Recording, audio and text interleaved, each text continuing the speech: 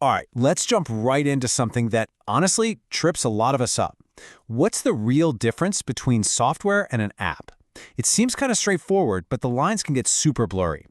Stick with me, and I promise you'll have a really clear way to think about this from now on.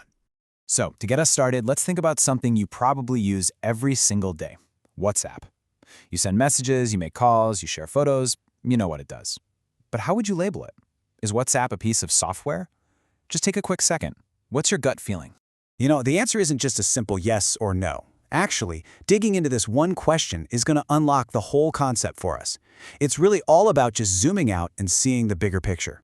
To make this whole thing crystal clear, we're going to use what I like to call the big umbrella analogy. It's a super simple visual, and I'm telling you, once you get it, you will never get this confused again.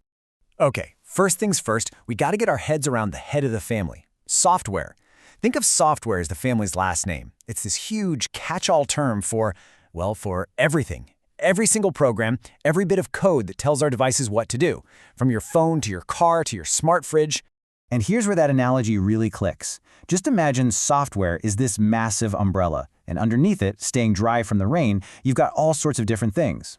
Apps? Oh yeah, they're under there. They're a very popular, very common thing under the umbrella for sure, but they're standing right next to a whole bunch of other types of software.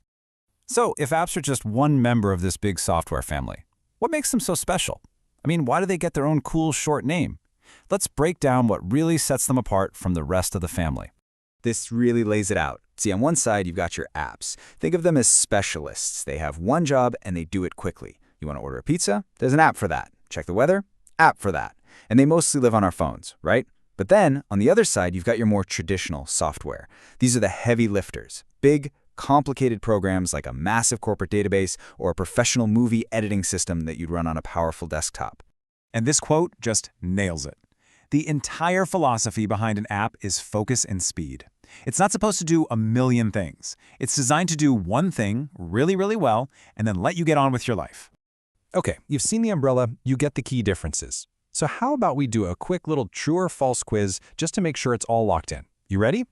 First up, true or false? Every single app you have on your phone is a type of software. What do you think? That is absolutely true. Remember the umbrella?